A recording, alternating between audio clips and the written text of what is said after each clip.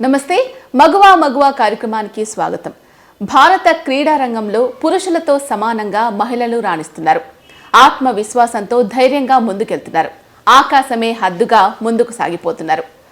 ఎదురొచ్చిన అడ్డంకులను ఎదిరించుకుంటూ అంది వచ్చిన అవకాశాలను అందిపుచ్చుకొని తమకు తామే సాటి అంటూ తమకెవరు ఎదురు లేరు అంటూ ముందుకు సాగిపోతున్న వాళ్లలో తెలంగాణ నుంచి ఏకైక హాకీ ప్లేయర్గా ఉన్నారు. ప్రస్తుత జాతీయ హాకీ కోచ్గా తన బాధ్యత నిర్వర్తిస్తున్నారు.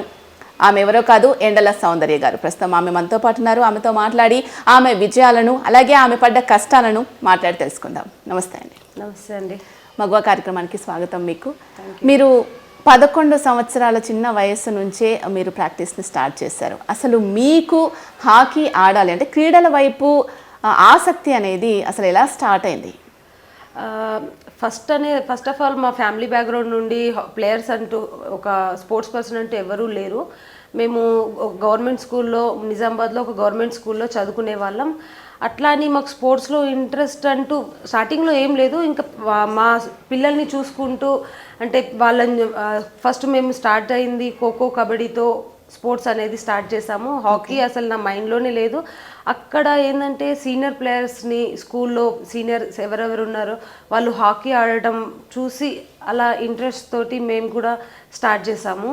ఓకే, అంటే మీకు స్కూల్లో ఎంతవరకు అంటే స్పోర్ట్స్ గురించి అవగాహన కానీ, ఇట్లా మనం స్పోర్ట్స్లో రాణిస్తే మనకంటూ బాగుంటుంది ఫ్యూచర్ అని చెప్పేవాళ్ళు కానీ, ఎవరైనా సపోర్ట్ చేసేవాళ్ళు కానీ, అంటే అవగాహన అనేది చాలా తక్కువ కదా. మనం స్పోర్ట్స్లో కూడా రాణించవచ్చు, చదువు మాత్రమే కాదు అని చెప్పేవాళ్ళు చాలా తక్కువ. అప్పట్లో మీకు దీని గురించి అవగాహన కల్పించడానికి ఎవరు ఉండేవాళ్ళు? అంటే స్టార్టింగ్లో ఏంటంటే మా ఇంట్రెస్ట్ తోటి మేము వెళ్ళినాము. అవగాహన అంటూ స్పోర్ట్స్ ఆడితే ఈ జాబ్స్ వస్తాయి, ఇండియాకి ఆడాలి అలాంటి టార్గెట్ అంటూ ఏం లేకుండే ఆ వయసులో. మా ఎంజాయ్మెంట్ కోసం మేము ఆడేవాళ్ళం. ఆ తర్వాత సీనియర్స్ చూసి మేము కలెక్టర్ గ్రౌండ్లో హాకీ నేర్చుకోవడం స్టార్ట్ చేసాము. ఇంకా అక్కడ స్టార్ట్ చేసిన తర్వాత అక్కడ మక్బుల్ అహ్మద్ అని మాకు ఫస్ట్ కోచ్ ఉండేవారు. ఆయన చెప్పారు ఇట్లా అక్కడ హాకీ స్టార్ట్ చేసాము. ఒక 1 year వరకు మేము అక్కడ కంటిన్యూ చేసిన తర్వాత స్పోర్ట్స్ అథారిటీ ఆఫ్ ఇండియాలో ఇట్లా సీట్ వస్తే, అడ్మిషన్ వస్తే ముందుకెళ్ళొచ్చు, హాకీలో ఇండియాకు కూడా ఆడొచ్చు అని ఆయన మాకు చెప్పేవారు. అక్కడ ప్రాక్టీస్ కూడా ఆయనే దగ్గరుండి మాకు మార్నింగ్ ఈవినింగ్ అలా చేయించేవారు. అయితే ఆ టైంలోనే ఒక 1-2 years వరకు మేము నిజామాబాద్లోనే అలా ప్రాక్టీస్ చేసాము. అలా చేసి స్టేట్ మీట్స్ ఆడిన తర్వాత ఒకసారి sports authority of India selection ట్రయల్స్కి డేట్స్ వచ్చాయి. ఇంకా దానికోసం మేము ప్రిపేర్ అయ్యాము. ఇక్కడే బేగంపేటలో స్పోర్ట్స్ అథారిటీ ఆఫ్ ఇండియా ఇక్కడే ఉండే. అప్పుడు మేము దానికి ట్రయల్స్ మా సార్ దగ్గరుండి మాకు పంపించారు. ఇంకా అలా అక్కడ ట్రయల్స్ ఇచ్చి సెలెక్ట్ అయ్యి స్పోర్ట్స్ అథారిటీ ఆఫ్ ఇండియాలో జాయిన్ అయ్యాము. ఓకే, అసలు మీరు హాకీ స్టిక్ పట్టుకున్నప్పుడు, అసలు మీరు ఆట స్టార్ట్ చేసినప్పుడు, మీరు మామూలుగా ఇంతకుముందు చెప్పారు పెద్దగా ఇది జాబ్ కొట్టాలి, స్పోర్ట్స్ ఆడాలి, దీని త్రూ మనకు జాబ్ వస్తుంది, ఇండియా కోసం ఆడాలి అలా ఏం కాకుండా ఏదో క్యాజువల్గా ఆడడం అన్నట్టుగా స్టార్ట్ చేసామని చెప్పారు కదా. సో అప్పుడు ఎలా ఉండే మీకు? అంటే హాకీ స్టిక్ అంటే ఏంటో చాలామందికి ఇప్పటి వరకు కూడా తెలియదు. స్పోర్ట్స్ అనగానే మనకు క్రికెట్ అనేది ఎక్కువగా చూస్తూ ఉంటారు. అలాంటిది హాకీ అనేది మన ప్లే, అసలు మన గేమ్ అది యాక్చువల్గా. దాని గురించి ఇప్పటి వరకు అవగాహన లేదు. సో మీరు ఫస్ట్ హాకీ స్టిక్ పట్టుకున్నప్పుడు, గ్రౌండ్లోకి వెళ్ళినప్పుడు, ఆ ఆట గురించి, దాని రూల్స్ గురించి తెలుసుకున్నప్పుడు మీకు ఎలా అనిపించింది అసలు? అంటే అదే చెప్పాను కదా ఇంతకుముందు, అసలు యాక్చువల్గా మేము ఆడాలి ఎంజాయ్మెంట్ కోసం. ఎంజాయ్మెంట్ అంటే అదొకటి ఏమో తెలీదు. హాకీ పట్టుకున్న తర్వాత ఇంకా మేము దాంట్లో ఇంప్రూవ్మెంట్, ఒక్కరోజు కూడా గ్రౌండ్కి వెళ్ళకపోతే మాకు అనిపించేది కదా, అబ్బా ఈరోజు సండే వస్తే చాలు, సండే గ్రౌండ్ ఆఫ్ ఉంటుంది అనమాట. సండే వస్తే చాలు, ఎందుకు ఈరోజు ఆఫ్ అయిపోయింది అంటే అదొకటి మనసులో ఉండిపోయింది. డైలీ ప్రాక్టీస్ చేయాలి, డైలీ ఆడాలి, హార్డ్ వర్క్ అవన్నీ తెలియదు. కానీ సండే వస్తే చాలు, అబ్బా ఎందుకు ఈరోజు కూడా గ్రౌండ్ ఉంటే బాగుండే. అంటే స్కూల్ కంటే ఎక్కువ ఇంట్రెస్ట్ మాకు హాకీలో వచ్చేది. ఓకే, అంటే ఎట్లా అంటారు, మీరు చిన్నప్పటి నుంచి కూడా ఎట్లా చదువుతుండే? చదవడానికి ఎక్కువ ఇష్టపడుతుండేనా, స్పోర్ట్స్ ఆడడానికి ఎక్కువ ఇష్టపడుతుండేనా? మీరు గవర్నమెంట్ స్కూల్లో చదువుకున్నారని చెప్పారు కదా, అక్కడ సోర్సెస్ కూడా చాలా తక్కువ ఉంటాయి దీనికి సంబంధించి. చదువు అంటే ఆ టైంలో చదువుకునే వాళ్ళం బాగానే. ఇంకా స్పోర్ట్స్ ఒకసారి స్టార్ట్ అయిన తర్వాత అది ఇది 2 బ్యాలెన్స్ చేస్తూ వచ్చేవాళ్ళం. మార్నింగ్ అంటే మా స్కూల్ నుండి కొంచెం స్పోర్ట్స్ మేము హాకీ ఆడే వాళ్ళకి కొంచెం టైమింగ్స్ చేంజెస్ అట్లా ఉండేది. మార్నింగ్ మేము ప్రాక్టీస్కి వెళ్తాం కాబట్టి 8:30 స్కూల్ స్టార్ట్ అయితే మేము 9:30కి అటెండ్ అయ్యే వాళ్ళం. ఎందుకంటే ఫస్ట్ గ్రౌండ్కి వెళ్ళాలి, అక్కడ ప్రాక్టీస్ చేయాలి. మళ్ళీ ఈవినింగ్ కూడా 4 o'clock వరకు ఉంటే మా స్పోర్ట్స్ వాళ్ళు ఎవరైతే ఉన్నారో వాళ్ళకి 3:30కి వదిలేసేవాళ్ళు. ఎందుకంటే మళ్ళీ గ్రౌండ్ ప్రాక్టీస్కి వెళ్ళాలి అని అంటే స్కూల్ నుండి కూడా చాలా సపోర్ట్ ఉంది. సుబ్బారావు సార్ అని మా పీటీ సార్ గారు కూడా ఉన్నారు, ఆయన కూడా చాలా సపోర్ట్ చేశారు మాకు.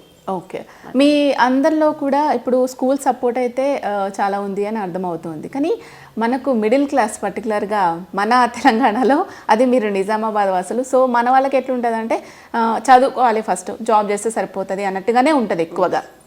స్పోర్ట్స్ వైపు అవగాహన చాలా తక్కువ ఉండడం వల్ల మేబీ అలా ఆలోచించి ఉండొచ్చు.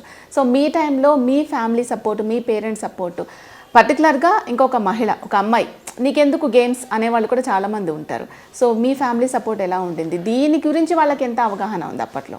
అప్పట్లో చెప్పాలంటే మా ఇంట్లో వాళ్ళు కూడా స్టార్టింగ్లో వద్దన్నారు. ఎందుకు ఒక అమ్మాయి నువ్వెందుకు ఆడటము, స్పోర్ట్స్కి ఎంకరేజ్ చేసేవాళ్ళు కాదు. ఎందుకంటే ఫ్యామిలీ బ్యాక్గ్రౌండ్ కూడా ఏం లేకుండే, మాది చాలా పూర్ ఫ్యామిలీ. నాన్న మేస్త్రి పని చేసేవాళ్ళు, అమ్మ బీడీలు చుట్టేది. ఇంకా మిడిల్ క్లాస్ ఫ్యామిలీ, నిన్ను స్పోర్ట్స్కి పంపించి డబ్బులు ఖర్చు అవన్నీ వేస్ట్ స్టార్టింగ్లో అనేవాళ్ళు వాళ్ళు కూడా. ఇంకా మా తాతయ్య ఉండే, సరే మీకు అయినా ఎట్లాగో లేదు, అమ్మాయినైనా రానివ్వండి, పైకి ఆడనివ్వండి అని చెప్పేసి అలా మా తాతయ్య ఎంకరేజ్ చేసిండు. ఆయన మేము టోర్నమెంట్స్కి వెళ్ళేటప్పుడు డబ్బులు ఇచ్చేవాళ్ళు. ఇంట్లో అసలు ఆ డబ్బులు ఇవ్వడానికి కూడా చాలా కష్టమవుతుండే ఆ టైంలో. సో నిజంగా మీరు ఈ స్థాయికి వచ్చినప్పుడు కూడా వెనక్కి తిరిగి చూసుకుంటే ఎన్నో కష్టాలు ఉన్నాయి. సో ఇప్పుడు మన పర్టికులర్గా తెలుగు వాసులు, తెలంగాణ వాసులను చూసుకున్నట్లయితే ప్రతి ఒక్క మహిళ, అమ్మాయి, ప్రతి ఒక్కళ్ళు కూడా రావాలి అని అనుకున్నట్లయితే వెనక్కి తిరిగి చూసుకుంటే ఇవే స్ట్రగుల్స్ ఉంటాయి. ఆ స్ట్రగుల్స్ దగ్గరే వాళ్ళు ఆగిపోతున్నారు. ముందుకు వచ్చేవాళ్ళు చాలా తక్కువ మంది. సో ఎంతోమంది దీనికి సంబంధించి మిమ్మల్ని అప్రోచ్ అయ్యి ఉంటారు కదా, వాళ్ళు ఫేస్ చేస్తున్న ప్రాబ్లమ్స్ ఏంటి ఇప్పుడున్న సిచ్యువేషన్స్లో? మెయిన్ ఏంటంటే మ్యామ్, ఫైనాన్షియల్లీ చాలా ప్రాబ్లమ్స్. ప్రతి ఒక్క మిడిల్ క్లాస్ ఫ్యామిలీ అంటే ఆ టైంలో అంత ఎక్విప్మెంట్స్ లేవు. కానీ ఇప్పుడున్న జనరేషన్కి, ఇప్పుడున్న ప్రతి దానికి ఆ టైంలో ఏంటంటే మేము ఫిట్నెస్ చేసినా మేము నార్మల్గా చేసేవాళ్ళము. స్పెషల్గా దానికంటూ ఒక సైంటిఫిక్ అడ్వైజరు, ఫిట్నెస్ ట్రైనరు అట్లా ఏం లేకుండే. కానీ ఇప్పుడున్న జనరేషన్కి చాలా పేరెంట్స్ కూడా చాలా అవేర్ ఉన్నారు స్పోర్ట్స్లో కూడా. స్పోర్ట్స్లో ప్రతి ఒక్క పేరెంట్స్ ఏంటంటే హాకీ అనే కాదు, ప్రతి ఒక్క గేమ్లో వాళ్ళని కూడా పంపించాలనే అవేర్నెస్ ఉంది. కానీ ఆ టైంలో ఎవరికి లేకుండే.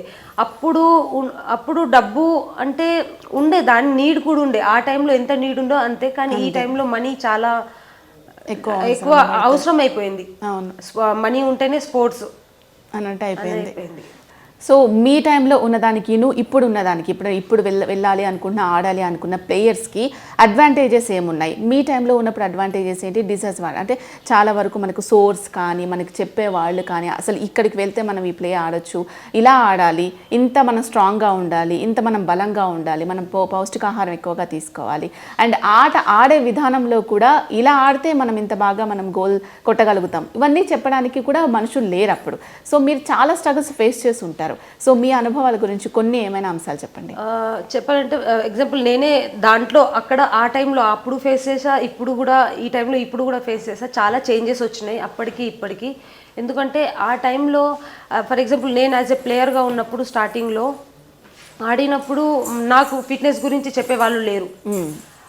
హాకీ అంటే ఓకే నేను నేర్చుకుంటా, హాకీ ఇట్లా ఆడాలి, కోచెస్ హాకీ ఎలా ఆడాలో చెప్తారు. కానీ ఆ హాకీ ఇంకా దాంట్లో మనం ఇలా చేస్తే డెవలప్మెంట్ ఉంటుంది అనే చెప్పేవాళ్ళు లేరు.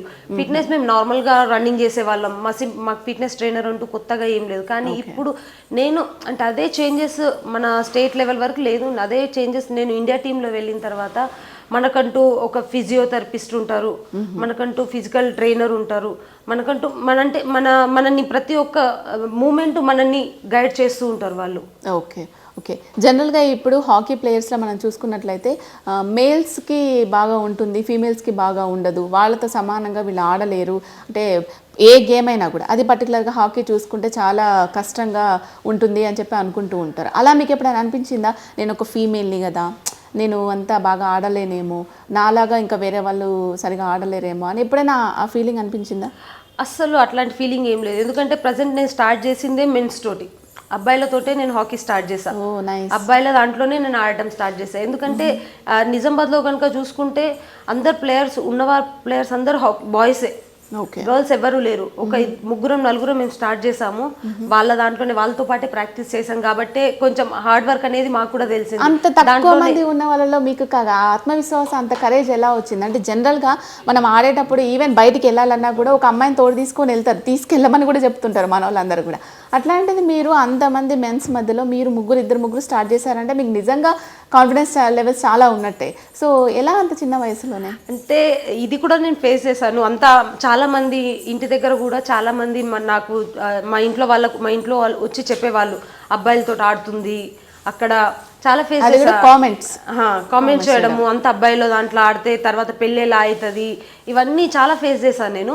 నాతో పాటు ఏంటంటే నా బ్రదర్ కూడా హాకీ స్టార్ట్ చేశారు కాబట్టి అదొక ప్లస్ పాయింట్ ఉండే. మేమిద్దరం కలిసి ప్రాక్టీస్కి వెళ్ళే వాళ్ళం, ఇద్దరం కలిసి ఆడేవాళ్ళము.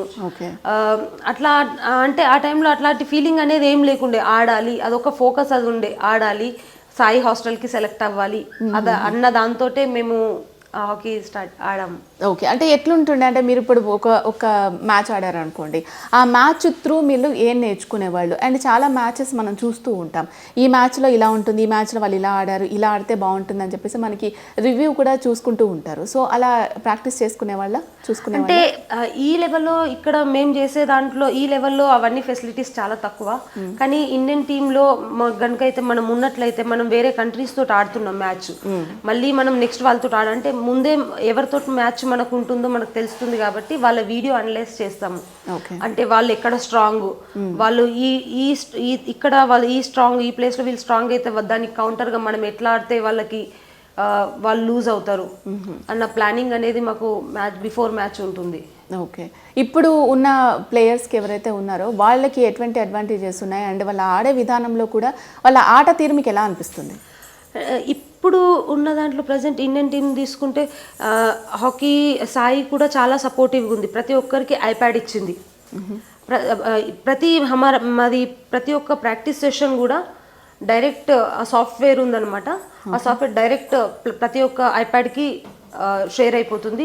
ఎవరైతే వాళ్ళ ఇండివిజువల్ చూసుకోవాలనుకున్న, యాజ్ ఎ టీమ్గా చూసుకోవాలనుకున్న, ఎక్కడ వాళ్ళు ఇంప్రూవ్ చేసుకోవాలో, ఎక్కడ మిస్టేక్ అయిందో ప్లేయర్స్ వాళ్ళే దాంట్లో చూసుకుంటారు. ఓకే, హాకీ అనేది మన గేమ్ కదా, కానీ మన వాళ్ళందరూ కూడా క్రికెట్ చూడడానికి ఎక్కువ ఇష్టపడతారు, క్రికెట్ ఆడడానికి ఎక్కువ ఇష్టపడతారు, క్రికెట్లోకి వెళ్ళడానికి ఎక్కువ ఇష్టపడతారు. కానీ హాకీకి ఎందుకు అంత ఆదరణ రాలేదు, అంత ఎస్టాబ్లిష్మెంట్ రాలేదు? హాకీ అనేది చాలా బాగుంటుంది, ఇది బెస్ట్ గేమ్ కదా అని ఎందుకు దానికి పేరు అంతగా రాలేదంటారు? మీ అభిప్రాయం ఏంటి? అది చెప్పాలంటే ప్రజలే చెప్పాలి మేడం. హాకీ క్రికెట్ ప్రతి ఒక్క గల్లీలో కానీ ప్రతి ఊర్లో క్రికెట్ చూస్తూనే ఉంటారు. అవగాహన లేదు వాళ్ళందరికీ, అంటే హాకీ అనేది ఒక గేమ్ ఉంది అని ఎవరికి ఎక్కువ తెలీదు. అందుకే దానివల్లే చూడలేము. అదే ముందు చూసుకున్న తర్వాత మొన్న ఒలింపిక్స్లో 4th రావడం వల్ల చాలా మందికి హాకీ అనేది ఏందో అవేర్నెస్ వచ్చింది కాబట్టి ప్రతి ఒక్కరు ఇప్పుడు ఇంట్రెస్ట్ చూపిస్తున్నారు. అప్పటికి ఇప్పటికీ అంటే ఇంతే. ఇంకా మెడల్స్ మెయిన్ థింగ్ చెప్పాలంటే ఫస్ట్ మనం దాంట్లో జాయిన్ చేస్తేనే దాని గురించి మనం తెలుసుకోగలం. ముందే వాళ్ళకి అసలు హాకీ అనేది తెలీదు, అవగాహనే లేదు. ప్రతి ఒక్క స్కూల్లో పెట్టాలి, కానీ అట్లా అవగాహన లేకపోవడం వల్ల ఎవరికి తెలీదు. క్రికెట్ అంటే మనం అసలు చదువుకోని వాళ్ళు కూడా వాళ్ళకి ప్రతి ఊర్లో వాళ్ళు కూడా చూస్తారు క్రికెట్ అంటే ఏంది అనేది వాళ్ళు చూస్తారు. అదే హాకీ అంటే తెలియకనే వాళ్ళు. అలాగే మీరు అన్నట్లు క్రికెట్ ప్రతి ఒక్కళ్ళు వచ్చిన వాళ్ళు, చదువు రాని వాళ్ళు, చిన్నపిల్లలు ప్రతి ఒక్కళ్ళు కూడా చూడడానికి, దాని గురించి మాట్లాడుకోవడానికి ఇష్టపడుతూ ఉంటారు. అలాగే వాళ్ళకి ఫేమస్ కూడా, క్రేజ్ కూడా అలాగే ఉంటుంది. వాళ్ళకి చెప్పాలంటే ఇచ్చే అమౌంట్ కూడా వాళ్ళ ఫ్రాంచైజీస్ తీసుకునేవి కూడా అలాగే తీసుకుంటాయి. కానీ హాకీకి అలా లేదు కాబట్టే వచ్చే వాళ్ళు కూడా అంత ఇంట్రెస్ట్ చూపించట్లేదని మీరు అనుకుంటారా? మీ వ్యక్తిగత అభిప్రాయం? డెఫినెట్లీ మ్యామ్, ఇదైతే కరెక్ట్ అనుకుంటాను. ఎందుకంటే వాళ్ళు ఓన్లీ నేషనల్ స్టేట్ మీట్ కూడా ఆడినా వాళ్ళకి అంత అమౌంట్ వస్తుంది. మేము ఇంటర్నేషనల్లో మెడల్ కొట్టిన ఆ అమౌంట్ మాకు రాదు. సో దీనివల్ల కూడా బ్యాక్డ్రాప్స్ ఎక్కువ అవుతున్నాయని అనుకోవచ్చా? సో చాలా అంటే పూర్గా ఉన్నవాళ్ళు, మిడిల్ క్లాస్ ఉన్న వాళ్ళలో కూడా చాలా మంచి ప్లేయర్స్ ఉంటారు, అది పర్టికులర్ ఫీమేల్స్లో. సో వాళ్ళు ముందుకు రాలేకపోవడానికి ఇప్పటికి కూడా హర్డిల్స్ ఉన్నాయని అనుకుంటూ ఉంటారు, హెరాస్మెంట్స్ కూడా ఉంటాయని అంటూ ఉంటారు. వాస్తవమేనా? మేము డెఫినెట్లీ హారాస్మెంట్ అంటే ఇప్పటివరకు అయితే నేను చూడలేదు అలాంటి విషయాలు. కానీ ఏంటంటే ఫైనాన్షియల్లీ చాలా బ్యాక్గ్రౌండ్ తక్కువ ఉన్న వాళ్ళు ఉంటారు కాబట్టి వాళ్ళు పైకి రాలేనంటే నేను డెఫినెట్గా దానికి సపోర్ట్ చేస్తాను. ఎందుకంటే చాలామంది పూర్ ఫ్యామిలీస్ ఉంటాయి, వాళ్ళు పైకి రావాలంటే ఇప్పుడు హాకీ ఆడాలంటే మ్యామ్ ఈ స్టిక్ కాస్ట్ ఒకటి 20,000. ఎస్, ఈ స్టిక్ కాస్ట్. వాళ్ళు అంటే మంచి హాకీ హై లెవెల్లో ఆడాలి అంటే వాళ్ళకు స్టిక్, షూస్ వేసుకునే షూస్ 10,000 కంటే తక్కువ ఉండవు. అంటే ఎక్విప్మెంట్స్, స్ట్రింగ్ గార్డ్స్, అవన్నీ మౌత్ గార్డ్ ఇవన్నీ కావాలంటే ఈజీలీ 50,000 వరకు అంటే అవుతుంది. కంప్లీట్గా ఒక ప్లేయర్కి ది బెస్ట్ గేమ్ మంచిగా ఆడాలి అని అనుకున్నట్లయితే ఫస్ట్ అసలు ఎంత అమౌంట్ తోటి మనకి ఇవన్నీ కూడా తీసుకోవాల్సి ఉంటుంది మినిమంగా? మినిమంగా అంటే ఇప్పుడు మంచి హై లెవెల్లో ఇప్పుడున్న లెవెల్లో ఆడాలి అంటే ఈజీలీ ఒక 50,000 to 1 lakh లోపల. 1 lakh మినిమం. ఎందుకంటే హాకీ టర్ఫ్ వేరేగా ఉంటాయి. మనం జాగర్స్ హాకీ టర్ఫ్ లో వేసుకొని ఆడలేము, దానికంటూ వేరే షూస్ ఉంటాయి, అవి వేసుకోవాలి. ఇంకా అది కాకుండా మినిమం మన దగ్గర 2 sticks ఉండాలి, hand gloves, hand protective gloves ఉండాలి, స్ట్రింగ్ గార్డ్స్ ఉండాలి. సో మనము ఇవన్నీ కూడా ఏర్పాటు చేసుకున్న తర్వాత కూడా గ్రౌండ్లోకి వెళ్ళిన తర్వాత మనకి ఎన్నో ఫ్రాక్చర్స్ కానీ లేకపోతే కింద పడిపోవడం కానీ దెబ్బలు తగ్గ దానికి కూడా మళ్ళీ మనం ఫిట్నెస్ పరంగా కూడా చాలా జాగ్రత్తలు తీసుకుంటూ ఉండాలి. సో మీకు పర్సనల్గా అట్లాంటి ఏమైనా ప్రాబ్లమ్స్ అయ్యాయా? ఏమైనా కింద పడినప్పుడు దెబ్బలు తగలడం కానీ మేజర్గా డ్యామేజ్ అవ్వడం కానీ? చాలా తగిలాయి మేము ఇప్పటివరకైతే. నార్మల్గా అంటే మేము ఆడే టైంలో అవన్నీ ప్రొటెక్ట్స్ లేవు కాబట్టి మేము నార్మల్గా, నాది ఇక్కడ సర్జరీ అయింది మ్యామ్ చెప్పాలనుకుంటే. ఇక్కడ నాది హాకీ తగిలింది, ఇక్కడ హాకీ తగలడం వల్ల గేమ్ లో స్టిక్ తగలడం వల్ల ఇక్కడ ఫ్రాక్చర్ అయింది, ఇక్కడ సర్జరీ అయింది. ఇంకా మేము జూనియర్ వరల్డ్ కప్ 2009లో జూనియర్ వరల్డ్ కప్ యుఎస్లో ఆడుతున్నాము. ఆ టైంలో నేను మౌత్ గార్డ్ పెట్టుకోలే, మామూలుగా గేమ్ లోనే ఆడుతూ బాల్ తాకింది ఇక్కడ కూడా కొంచెం, ఇక్కడ నాకు సర్జరీ ఇక్కడ అయింది. ఇక్కడ ఈజీలీ 30 స్టిచెస్ పడ్డాయి అక్కడే. నాది సర్జరీ కూడా యుఎస్ లోనే జరిగింది, అక్కడే అయింది. ఎందుకంటే మొత్తం తగలడం వల్ల ఇది మొత్తం నాది సైడ్ అయిపోయింది, ఇది మొత్తం స్ప్రెడ్ అయిపోయింది, మధ్యలో పీసే లేదు. అంత హార్డ్ గా దాకా. ఇంత హార్డిల్స్ మీరు ఫేస్ చేసిన తర్వాత అనిపించిందా ఇంత కష్టపడి ఇంత బాడీ డ్యామేజ్ చేసుకొని నేను ఆడాలా? లేదు, మీకెంత కాన్ఫిడెన్స్ ఉన్నా ఫ్యామిలీ కంపల్సరీ ఉంటుంది, ఇంత అవుతుంది నీకు, మళ్ళీ ఆడపిల్లవి నువ్వు ఇట్లా అయితే ఎట్లా అని చెప్పేసి వెనక్కి లాగే వాళ్ళే ఎక్కువగా ఉంటారు. అయినా కూడా మీరు ముందుకు రాణించి ఇప్పుడు ఒక జాతీయ టీంకి కోచ్గా మీరున్నారు. ఎలాగా? యాక్చువల్గా ఈ దెబ్బ తాకినప్పుడు ఇంట్లో నేను చెప్పలేదు, అంటే నేను ఫారెన్లో ఉన్నా కాబట్టి ఆ టైంలో చెప్పలేదు. కానీ ఏమో ఇండియా కంట్రీకి ఆడటం అంటే అదొకటి మన గూస్ బంప్సే లేస్తాయి. ఇప్పుడు మాట్లాడుతుంటే కూడా నాకు అసలు చాలా ప్రౌడ్గా ఫీల్ అవుతున్నా ఆ మూమెంట్. ఎందుకంటే నేను వరల్డ్ కప్లో సెకండ్ మ్యాచ్లో నాకు ఇది తగిలిన తర్వాత నేను మళ్ళీ అదే వరల్డ్ కప్ ఆడను అనుకున్నా. అదే ఫస్ట్ వరల్డ్ కప్ అనమాట అది. నేను మళ్ళీ ఆడను అనుకున్నా, కానీ లాస్ట్ 2 మ్యాచెస్ మళ్ళీ నేను దాంట్లో పార్టిసిపేట్ చేశా. సర్జరీ అయిన తర్వాత 1 week బ్రేక్ తీసుకొని దీనికి నేను కవర్ చేసుకొని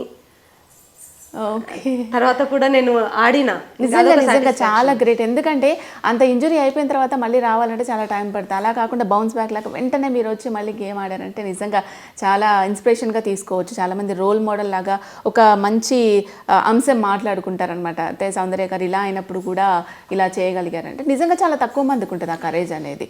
సో మీరు ఇంత కష్టపడ్డారు కదా, మరి గుర్తింపు అనేది నాకు ఇంత రాలేదు, నేను ఇంత కష్టపడ్డా కూడా నా ఇండియా కోసం అని అనిపించింది ఎప్పుడైనా? డెఫినెట్గా అనిపించింది మ్యామ్. ఎందుకంటే ఇంత కష్టపడి సరే అప్పటికి సరే ఏం రాలేదు అంటే నేను నా కంట్రీ కోసం ఆడుతున్నా. ఎందుకంటే మ్యామ్ ఈ సిచ్యువేషన్లో రావడానికి చాలా కష్టపడ్డాం. నాకు ఫర్ ఎగ్జాంపుల్ మీకు ఇప్పుడు చెప్పాను, వరల్డ్ కప్లో ఆడడానికి నేను మళ్ళీ ఏంటంటే వరల్డ్ కప్లో నాకు ఎట్లా ఛాన్స్ వచ్చింది అనేది మెయిన్ థింగ్ నేను చెప్పాలి. నేను కోచింగ్ క్యాంప్లో ఉన్నప్పుడు సౌత్ ఇండియన్స్కి డామినేషన్ చాలా ఎక్కువ సపోర్ట్ చేయదు. నార్త్ ఇండియన్ చాలా డామినేషన్స్ ఉంటుంది, మన సౌత్ ఇండియన్కి ఎవరు సపోర్ట్ చేయరు అక్కడ. అంటే సౌత్ ఇండియా నుండి ఎవరు లేరు ఇప్పటి వరకు హాకీ ప్లేయర్స్ అంటూ ఇంటర్నేషనల్ లెవెల్ మొత్తం సౌత్ లోనే ఎవరు లేరు. వాళ్ళ మైండ్ లో ఏంటంటే మన సౌత్ ఇండియా నుండి ఎవరు రారు, ఎవరు ఉండరు అట్లా. అండ్ నేను కోచింగ్ క్యాంప్ లో వెళ్ళినప్పుడు కూడా నాకు ఇట్లా తీసి పరేసేవాళ్ళు. నార్మల్ గా వాళ్ళు కొంచెం యాటిట్యూడ్ చూపించుకునే వాళ్ళు, ఇక్కడ వీళ్ళు ఏం ఆడతారులే అలా. అసలు నాకు ప్లేయింగ్ కూడా ఇచ్చేవాళ్ళు కాదు. అంటే ఆ టైంలో అట్లా ఉండేది. ఒకసారి ఏమైందంటే అదే సెలక్షన్ ట్రయల్స్లో వేరే అమ్మాయి ఇంజరీ అవ్వడం వల్ల నాకు అవకాశం వచ్చింది. ఆ అవకాశాన్ని నేను ఆడి నేను నా గేమ్ని ప్రూవ్ చేసుకున్నా కాబట్టి నేను ఆ వరల్డ్ కప్ టీంలో వచ్చా. ఇంకా వరల్డ్ కప్ టీంలో వచ్చిన తర్వాత ఫస్ట్ 2 మ్యాచెస్ నాది మంచి పర్ఫార్మెన్స్ బాగుండే, కానీ ఇంజరీ వల్ల నేను కూర్చోలేను. నేను కూర్చుంటే మళ్ళీ బ్యాక్అవుట్ చేసేస్తారు, నాకు తీసేస్తారు. నేను ఆడాలి అదే దాంతో నేను మళ్ళీ సర్జరీ అయిన తర్వాత కూడా నేను మళ్ళీ ఫైట్ బ్యాక్ చేసిన తర్వాత అదే వచ్చిన తర్వాత మళ్ళీ నేను సీనియర్ టీంలో కూడా సెలెక్ట్ అయ్యా దీంతో.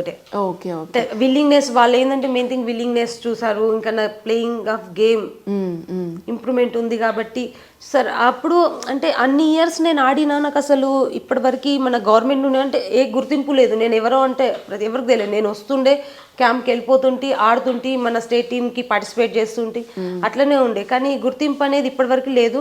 మొన్న మన కేసీఆర్ సార్ ఉన్నప్పుడు 25 lakhs నాకు అనౌన్స్ చేశారు. కానీ నాకు అనిపిస్తుంది నార్మలే అది. ఇప్పుడు ఇంతమందికి నేను ఆడిన దాంట్లో ఆ టైంలో ఎవరు ఎంత ఆడకపోయినా వాళ్ళకి నాకంటే ఎక్కువ అనౌన్స్మెంట్ చేస్తారు. కానీ నాకు అనిపిస్తుంది నేను ఆడినంత గుర్తింపు నాకు దక్కలేదని నాకు ఇప్పటికీ నాకు అదొక ఫీలింగ్ ఉంటుంది. అంటే ఎట్లా అంటారు, ఇప్పుడు ఇండియా కోసం మీరు ఆడిన తర్వాత కూడా మనమే వెళ్ళి సార్ నేను ఇట్లా ఇండియా కోసం ఆడిన నాకు ఇట్లా అని అడుకోవాల్సి వస్తుంది పరిస్థితి ఉందంటారా? ఇప్పుడు డెఫినెట్ గా ఉంది మేడం. ఇప్పటికి కూడా నేను సరే అదంతా యాజ్ ఏ ప్లేయర్గా ఉన్నప్పుడు కూడా నాకు అంత గుర్తింపు ఏం రాలేదు. ఓకే సరే అవన్నీ వదిలే, నేను నా పైన నేను ఫోకస్ చేసుకోవాలి. డబ్బు అమౌంట్ వస్తుంది పోతుంది అది అనవసరం, నేను నా కంట్రీకి వర్క్ చేయాలి అని ఒక ఫీలింగ్ తోటి నేను నా నేను ఇది హాకీ రిటైర్మెంట్ అయిపోయిన తర్వాత నాకు మైండ్లో ఏముందంటే హాకీ రిటైర్ ఇచ్చిన తర్వాత నేను యాజ్ ఎ కోచ్గా ఉండాలి, కోచ్గా చేయాలి, మన ఎవరినైనా ప్లేయర్ని డెవలప్ చేయాలి, నాకైనా స్ట్రగల్స్ ఇంకా వేరే వాళ్ళకి రాకుండా ఉండాలి అని అలా నేను హాకీ ఇండియా కోర్సెస్ చేసి. దానికి మీకు సపోర్ట్ కావాలి కదా, మీరు ఎవరన్నా ఇంకా డెవలప్ చేయాలంటే కూడా మన తెలుగు వాళ్ళకే సరైన సపోర్ట్ లేదు అని మీరు అంటున్న నేపథ్యంలో మీకు మంచి ఇది ఉంది అంటే మీరు పడిన ప్రాబ్లమ్స్, మీరు ఫేస్ చేసిన స్ట్రగుల్స్ వేరే వాళ్ళు స్ట్రగుల్ చేయకుండా ఉండాలని మీరు ఎంతో కొంత చేయాలని మంచి ఉద్దేశంతో ముందుకు వెళ్తున్నా, దానికి మీకు ఇచ్చే సపోర్ట్ కావాలి కదా. ఆ సపోర్ట్ మీకు వస్తుంది అనుకుంటున్నారా, మీరు ఎక్స్పెక్ట్ చేస్తున్నారా గవర్నమెంట్ నుంచి కూడా? గవర్నమెంట్ నుంచి కూడా నేను యాక్చువల్గా నేను కోచ్ కావాలనుకున్నది మన తెలంగాణ టీంకి, మన తెలంగాణని డెవలప్ చేద్దామని. కానీ నాకు అనిపించలేదు ఇక్కడ తెలంగాణ డెవలప్ చేయాలంటే దానికి చాలా గవర్నమెంట్ సపోర్ట్ డెఫినెట్గా ఉండాలి. లేదంటే నేను సింగిల్గా నేనేం చేయాలి, నేను కూడా నార్మల్ పర్సన్నే. మరి మీరు దీని గురించి మాట్లాడడం జరిగిందా అధికారులతో కానీ గవర్నమెంట్తో కానీ, నేను ఇలా అనుకుంటున్నాను, సో సపోర్ట్ ఉంటే బాగుంటుంది, నాలాంటి వాళ్ళని ఎంతోమందిని తయారు చేయొచ్చు, మన తెలంగాణ ఇంకా వరల్డ్ వైడ్గా ఫేమస్ కావాలి అంటే ఈ విధంగా మనం ముందుకు వెళ్ళొచ్చు అని మాట్లాడడం జరిగిందా? దీని గురించి మాట్లాడదామంటే నాకు అసలు అపాయింట్మెంట్ అనేది దొరకట్లేదు మ్యామ్. ఎవరితో డిస్కస్ చేయాలా, నేను డైరెక్ట్గా డిస్కస్ చేద్దామన్నా నాకు ఆ గ్రిప్ అని ఎవరితో మాట్లాడితే అవుతుంది. ఎందుకంటే నేను నార్మల్ పర్సన్నే, నాకు ఇవంతా తెలీదు. నాకు సింపుల్గా గవర్నమెంట్ నుండి సపోర్ట్ వస్తే నేను డెఫినెట్లీ ప్లేయర్స్కి కానీ నా సైడ్ నుండి ప్రతి ఒక్క హెల్ప్ వాళ్ళకి నేను చేయగలను. కానీ ఫైనాన్షియల్లీ గవర్నమెంట్ సపోర్ట్ ఉండాలి. అదే మా తెలంగాణ అసోసియేషన్ని తీసుకుంటే ఎవరు పట్టించుకోరు మ్యామ్. నార్మల్గా మీ తెలంగాణ నుంచి ఏకైక హాకీ ప్లేయర్ మిమ్మల్ని పట్టించుకోకపోవడం అనేది కొంచెం బాధాకరమైన విషయమే. కానీ నిజంగా తెలంగాణ కీర్తి, తెలంగాణ నుంచి అసలు పర్టికులర్గా ఇంకా మాట్లాడుకోవాలంటే నిజామాబాద్ అని అంటేనే గుర్తుకొచ్చేది మీరు అండ్ నిఖత్ జరీన్, గుగ్లోత్ సౌమ్య. వీళ్ళు ముగ్గురు చాలా ఎక్కువగా పేర్లు వినిపిస్తూ ఉంటారు. సో వాళ్ళు మీరు ఒకే ప్రాంతం నుంచి వచ్చిన వాళ్ళు, మీకు ఎలా అనిపిస్తూ ఉంటుంది? అంటే స్పోర్ట్స్ పరంగా మనం ఇంకా ముందుకు వెళ్ళొచ్చు, మనలాంటి అంటే మనల్ని చూసి ఇంకా వచ్చేవాళ్ళు చాలామంది ఉంటూ ఉంటారు కదా. అంటే ఒక ఇన్స్పిరేషన్ మీరు, ఒక రోల్ మోడల్ మీరు. అంటే మీరు పడ్డ స్ట్రగుల్స్ అన్నీ కూడా మీ చదువుతూ ఉంటారు, వికీపీడియాలో మిమ్మల్ని చూసినప్పుడు అన్నీ వస్తూ ఉంటాయి. సో మీకు ఎలా అనిపిస్తూ ఉంటుంది? చాలా హ్యాపీ మ్యామ్. ఎందుకంటే చూడండి, ఒక నిజామాబాద్ అంటే ఒక విలేజ్, అక్కడ నుండి ఇప్పుడు నిఖత్ జరీన్ ఇంత లెవెల్లో ఆడింది, మన నిజామాబాద్కే ప్రౌడ్, మన ఇండియాకే ప్రౌడ్. అది కాకుండా గుగ్లోత్ సౌమ్య ఇప్పుడు స్టార్ట్ అయింది. కానీ ఫైనాన్షియల్లీ నేను నార్మల్గా చూసుకోవాలనుకుంటే గుగ్లోత్ సౌమ్య కూడా ఫైనాన్షియల్లీ చాలా ప్రాబ్లం. అమ్మాయి కూడా ఫారెన్ కంట్రీస్కి వెళ్ళి అక్కడ చూసింది, కానీ మన గవర్నమెంట్ ఇప్పటివరకు అమ్మాయి కూడా ఎటువంటి సపోర్ట్ చేయలేదు. ఓకే, ఫీమేల్స్గా అసలు మామూలుగానే మనకి తక్కువ ప్రాధాన్యత ఉంటుంది. ఫీమేల్స్ని ఇంకా ఎలా చూస్తారు ఈ స్పోర్ట్స్లలో పర్టికులర్గా? ముందు అట్లా ఉండే మ్యామ్, ఫీమేల్స్ అంటే ఎందుకు ఆడటం అనేది. కానీ ఇప్పటికి చాలా చేంజెస్ వచ్చాయి. ఎటువంటి చేంజెస్ చెప్పాలంటే అమ్మాయి ఎందుకు ఆడిపించాలి అనేది. కానీ ఇప్పుడు అమ్మాయి అయినా అబ్బాయి అయినా మనం గేమ్లో వాళ్ళు కాన్ఫిడెన్స్గా స్ట్రాంగ్గా వాళ్ళ లైఫ్లో వాళ్ళు నిలబడితే చాలు. ఏ గేమ్ అయినా ప్రతి ఒక్కరు ఇప్పుడు ఇంట్రెస్ట్ చూపిస్తున్నారు. ప్రతి ఒక్క స్కూల్లో కానీ ప్రతి ఒక్క స్టేట్లో కానీ ఏ గేమ్కైనా వాళ్ళు ఇంట్రెస్ట్ చూపిస్తున్నారు పంపించడానికి. నార్మల్గానే అసలు మగవాళ్ళతో సమానం కాదు ఆడవాళ్ళు అని అంటూ ఉంటారు. వాళ్ళు శారీరక పరంగా కావచ్చు, ఫిజికల్ స్ట్రెంగ్త్ పరంగా కావచ్చు. సో దీనికి మీరేమంటారు? అట్లాంటిది ఏం లేదు మేడం. ప్రజెంట్ చెప్పాలంటే ఇప్పుడు అబ్బాయిలు ఎంత లెవెల్లో ఉన్నారో అంతకంటే హై లెవెల్లో అమ్మాయిలు కూడా ఉన్నారు. ఫర్ ఎగ్జాంపుల్ నేను స్పోర్ట్స్లోనే చెప్పాలనుకుంటే ఒలింపిక్స్ మెడల్స్లో కూడా బాయ్స్ కంటే గర్ల్సే ఎక్కువ ఉన్నాయి. అవును, వాళ్ళకంటే అమ్మాయిలే హై లెవెల్లో ఉన్నారు చెప్పాలంటే. ఓకే. మీకు మ్యారేజ్ తర్వాత కూడా ఎటువంటి సపోర్ట్ ఉంది? మీకు మీ హస్బెండ్ ఏం చేస్తారు? మీకు ఎంతమంది పిల్లలు? నాకు అసలు మ్యారేజ్ ముందు మ్యారేజ్ తర్వాత కూడా నాకు అట్లా ఫీల్ ఏం అవ్వలేదు, డిఫరెన్స్ ఏం అనిపించలేదు. ఓకే. అంటే నేను అంటే పెళ్ళైన తర్వాత కొంతమంది ఉంటారు కదా, నువ్వు ఆడటం ఎందుకు, వదిలేసేయి, ఇంకా ఫ్యామిలీని చూసుకో అని. కానీ నాకు అట్లా ఏం లేదు మ్యామ్. పెళ్ళైన తర్వాత కూడా నేను పెళ్ళైన 15 daysకే మళ్ళీ నాకు పెళ్ళైన నేను మధ్యలో నా హాకీ కోచింగ్, నేను హాకీ క్యాంప్ వదిలేసిన తర్వాత నేను కోచింగ్ నేషనల్ ఎన్ఎస్ చేశాను 1 year. చేసిన తర్వాత నాకు మ్యారేజ్ అయింది. మ్యారేజ్ అయిన తర్వాత మళ్ళీ నాకు నేషనల్ కోచింగ్కి పిలిచారు. నేను పెళ్ళైన 1 week 15 days కూడా కాదు, 1 weekకే నేను మళ్ళీ కోచింగ్ క్యాంప్లో జాయిన్ అయిపోయా. Okay, okay. అంటే హస్బెండ్ సపోర్ట్ చాలా ఉంది. తర్వాత నా బేబీ తర్వాత కూడా ఆయన చాలా చూసుకునేవాళ్ళు మా పాపని. నేను అసలు పాపని వదిలేసి వెళ్ళిపోయేదాన్ని. అంటే తన సపోర్ట్ చాలా సపోర్ట్. నిజంగా ఒక ఫ్యామిలీ సపోర్ట్, పర్టికులర్గా హస్బెండ్ సపోర్ట్ ఉంటే కూడా చాలా వరకు రాణించగలుగుతారు. ఇప్పుడు మీరు ప్రెసెంట్ కోచ్గా ఉన్నారు, ఎలా అనిపిస్తుంది మీకు? ఎలా ఉంది ఈ లైఫ్? చాలా బాగుంది మ్యామ్ అప్పటికి ఇప్పటికి. ఎందుకంటే నేను అసలు ఊహించలేదు. నేను కోచ్ అవ్వదామని మన తెలంగాణ టీంలో కోచ్ అయ్యి డెవలప్ చేద్దాం అనుకున్నా. కానీ నేను ఇలా హాకీ ఇండియా కోర్సెస్ చేసుకుంటూ కూడా మన ఇండియా టీంకి ఫస్ట్ నేను జూనియర్ ఇండియా టీంలో కోచ్గా వర్క్ చేసా 6 months. ఆ తర్వాత నేను సీనియర్ ఇండియాకి సెలెక్ట్ అయిన తర్వాత సీనియర్ ఇండియా టీంలో ఫారెన్ కోచెస్ ఉండేవా, వాళ్ళ దగ్గర వర్క్ చేశాను అనమాట. 2 years నుంచి మన సీనియర్ ఉమెన్స్ హాకీ టీంలో ఫారెన్ కోచ్, అసిస్టెంట్ కోచ్గా నేను వర్క్ చేసా. ఇప్పుడు రీసెంట్గా హాకీ ఫైవ్స్ ఏషియా కప్ ఉండేది 6 months బ్యాక్. దానికి యాజ్ ఎ చీఫ్ కోచ్గా నాకే ఇచ్చారు. దాంట్లో మేము గోల్డ్ మెడల్ విన్ అయ్యాము, వరల్డ్ కప్కి క్వాలిఫై అయ్యాము. రీసెంట్గా ఇప్పుడు జనవరిలో వరల్డ్ కప్ జరిగింది, దాంట్లో కూడా హెడ్ కోచ్గా నాకే అపాయింట్ చేశారు. దాంట్లో మేము ఫైనల్స్లో నెదర్లాండ్స్ ఓడిపోయి సెకండ్ సిల్వర్ మెడల్ తీసుకొచ్చాం మ్యామ్. Okay, okay, nice. మన సౌత్ ఇండియన్స్ ఆట తీరు, అంటే మన ఇండియన్స్ ఆట తీరు వేరే వాళ్ళ ఆట తీరు ఏ విధంగా ఉంటుందంటే వాళ్ళు యాటిట్యూడ్ పరంగా కూడా మనల్ని చాలా తక్కువ చేసి మాట్లాడడము, చూడడము, వాళ్ళ బిహేవియర్ ఇలా చేయడం వల్ల కూడా ఆత్మవిశ్వాసం కోల్పోయి గేమ్లో అది ప్రభావం పడుతుంది, అలా చేసేలాగా చేస్తారు అని అంటూ ఉంటారు. మనం కూడా చూస్తుంటాం కూడా. అది పర్టికులర్గా క్రికెట్లో ఎక్కువగా జరుగుతూ ఉంటుంది. అలా హాకీలో జరుగుతుందా? అలా జరగకుండా ఉండడానికి మన సౌత్ ఇండియన్స్ ఆట పరంగా అలాగే కాన్ఫిడెన్స్ పరంగా ఇంకా స్ట్రాంగ్ అవ్వడానికి ఎలాంటి మెలకువలు మీరు నేర్పించడానికి ట్రై చేస్తున్నారు? మేము చెప్పాలంటే నార్త్ ఇండియన్స్ చూసుకుంటే వాళ్ళకి ముందు నుండే అంటే హాకీ అంటే వాళ్ళ బ్లడ్లోనే ఉందన్నట్లు వాళ్ళు అట్లా చేసుకున్నారు. ప్రతి నేషనల్స్ టీంలో వాళ్ళు మెడల్స్ తీసుకొస్తారు, ప్లేయర్స్ తయారవుతారు. వాళ్ళ గవర్నమెంట్ నుండి కూడా ఒక్క నేషనల్స్ గెలిస్తే వాళ్ళకి ఫైనాన్షియల్ సపోర్ట్ కూడా వెంటనే వస్తుంది. అంటే మన దగ్గర ఏంటంటే అందరు ఆలోచిస్తారు ఫైనాన్షియల్ సపోర్ట్ లేదు, హాకీలో ఏం లేదు, మనం ఎందుకు ఆడటము. ప్రతి ఒక్క సౌత్ ఇండియన్ కూడా అలానే ఆలోచిస్తారు. మేము ప్రతి ఒక్క యాజ్ ఏ హాకీ ప్లేయర్స్ అందరూ ఫైనాన్షియల్ గా వాళ్ళకి సపోర్ట్ లేకపోవడం వల్ల జాబ్ ఆపర్చునిటీస్ కూడా ప్రతి స్టేట్ లో, నార్త్ సైడ్ స్టేట్ లో చూసుకుంటే ప్రతి వాళ్ళ డిపార్ట్మెంట్స్ లో జాబ్స్ ఉన్నాయి. కానీ ఇక్కడ ఎటువంటి సౌత్ ఇండియాలోనే ఎటువంటి జాబ్ ఆపర్చునిటీస్ లేవు. ఓకే, ఇప్పుడున్న పిల్లలకి ఎటువంటి అభిప్రాయం ఉంది మన స్పోర్ట్స్కి సంబంధించి, పర్టికులర్గా హాకీకి సంబంధించి? నేను గేమ్ ఆడితే నాకు జాబ్ వస్తుంది కాబట్టి ఆడాలి అన్నట్టుగా అనుకుంటున్నారా? లేదు నేను ఇండియా కోసం ఆడాలి, నాకంటూ ఒక గుర్తింపు రావాలి, నేను ఇండియా కోసం ఏం చేస్తున్నా అనే ఫీలింగ్తో ఆడాలి అని అనుకుంటున్నారా? మేము అది చెప్పాలంటే వాళ్ళ ఇండివిజువల్ డెసిషన్స్. కరెక్టే, కానీ మీరు చూస్తున్న అంటే మీ స్టూడెంట్స్ని చూస్తూ ఉంటారు, మీరు వాళ్ళతో మాట్లాడుతూ ఉంటారు, మోటివేషన్ ఇస్తూ ఉంటారు. సో వాళ్ళు ఎటువంటి ఒపీనియన్ షేర్ చేసుకుంటూ ఉంటారు? వాళ్ళు డెఫినెట్గా ఇండియా టీంలో ఆడాలి. ఆ ఇండియా టీంలో ఆడి ఇండియా టీంకి ఆడి అక్కడ మెడల్స్ వస్తే ఆటోమేటిక్ ఇవన్నీ వచ్చేస్తాయి. మనం జాబ్ పర్పస్గానే ఆడితే మనం ఆ టార్గెట్ రీచ్ అవ్వలేము. మనం ఇండియా టాప్ లెవెల్ ఆలోచిస్తేనే మనకి ఇవన్నీ ఆటోమేటిక్ వచ్చేస్తాయి. అదే డెఫినెట్గా వాళ్ళందరూ ఇండియాకి ఆడాలని అనుకుంటారు మ్యామ్. మీరు 145 ఇంటర్నేషనల్ గేమ్స్లలో మంచి మంచి మ్యాచ్లు ఆడినా కూడా మీకు గుర్తింపు రాకపోవడానికి కారణం ఏంటి అని అనుకుంటున్నారు? అంటే ఇండివిజువల్ గేమ్స్ ఆడుంటే నాకు బాగా గుర్తింపు వచ్చేదేమో అని, ఇది గ్రూప్ గేమ్ కాబట్టి సరిగా గుర్తింపు రాలేదు అనే అభిప్రాయం మీకు ఏమైనా ఉందా? డెఫినెట్గా మేడం, ఎందుకంటే ఇప్పుడు ఎగ్జాంపుల్ తీసుకుంటే పివి సింధు కానీ, సైనా నెహ్వాల్ కానీ, ఇప్పుడు రీసెంట్గా మన నిఖత్ జరీన్ కానీ, వీళ్ళందరూ ఒక ఇండివిజువల్ గేమ్స్ ప్లేయర్స్ కాబట్టి వాళ్ళు చాలా హైలైట్ అవుతున్నారు.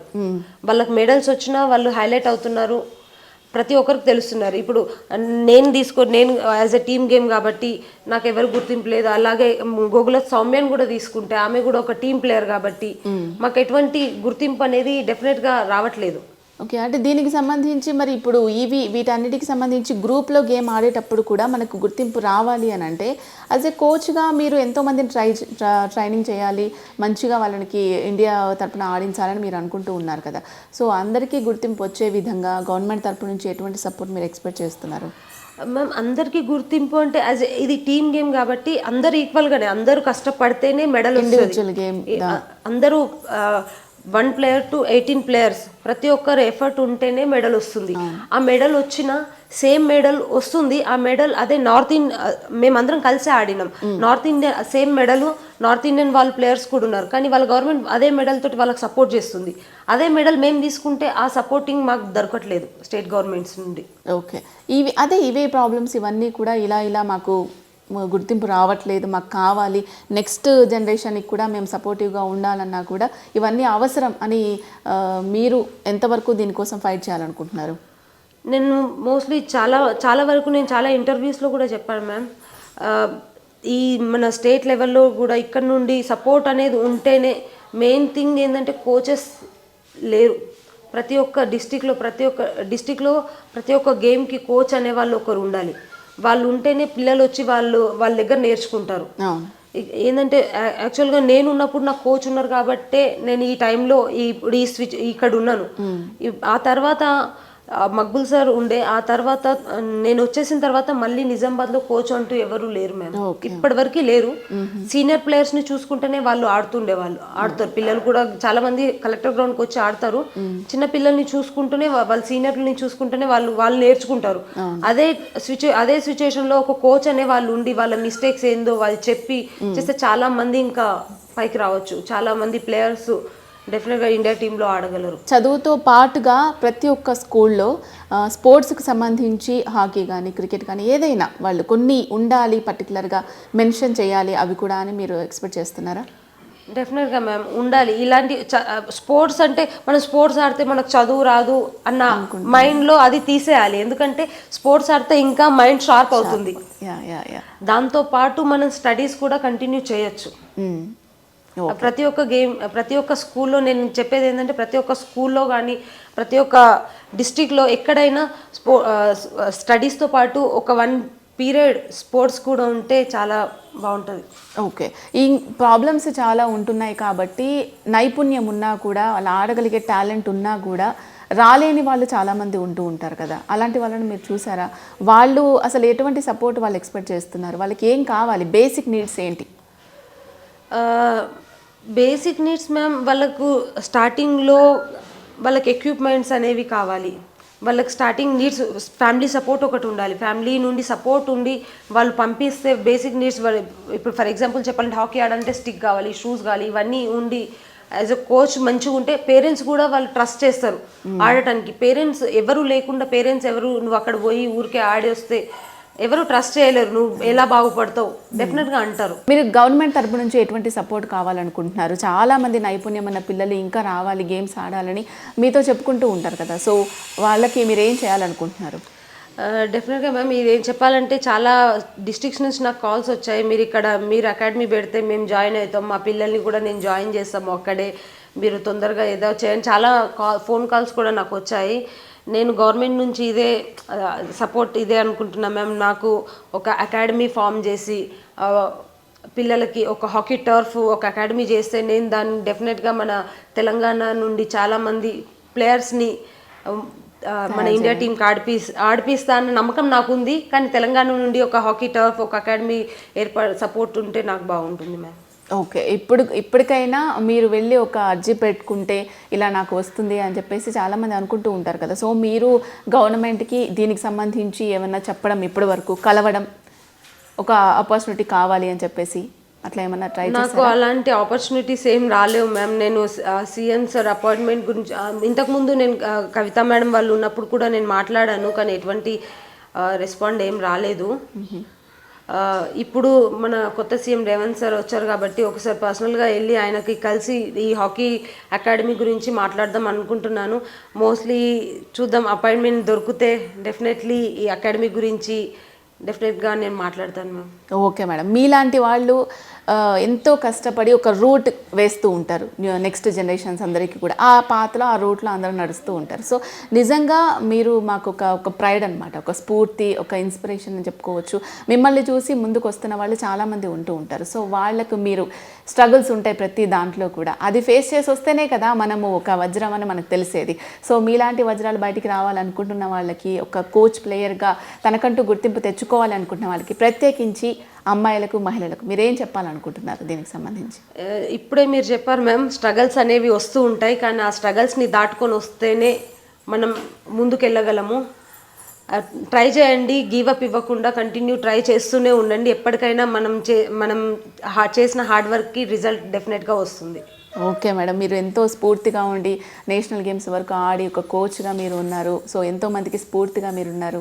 మీకు సంబంధించి మీరు ఫేస్ చేసిన స్ట్రగుల్స్ కావచ్చు, హాకీకి సంబంధించి మీరు ఆడేటప్పుడు అందుకున్న విజయాలు కావచ్చు, ప్రతి ఒక్కటి కూడా మాకు హెచ్ఎం టీవీ ప్రేక్షకులకు తెలియజేసినందుకు thank you so much. Thank you ma'am.